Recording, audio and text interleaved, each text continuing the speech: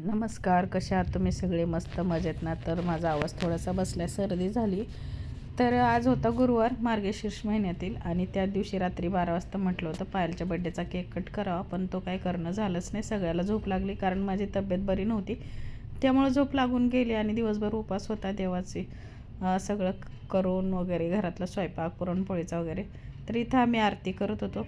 भक्तिभावाने आरती केली. आपल्या मनात श्रद्धा असली पाहिजे बस, फक्त अंधश्रद्धा नाही ठेवायची, फक्त श्रद्धा ठेवायची. हे करायचं नाही ते करायचं नाही असं काही नाही. जे असं आपल्याला जमल, जसे आपल्या मनात भाव आहे देवाचे तसे आपलं करायचं. आता माझ्याकडे थोडीशी जागा असल्यामुळे मी एकदम छोट्याशा जागेत ॲडजस्ट करून अशी पूजा मांडली होती. नंतरून सगळ्यांनी जेवणाची तयारी केली. तर इथं बघा आमटी, भात, गुळवणी, पुरणपोळी, बटाटा, खीर वगैरे असा स्वयंपाक केला होता.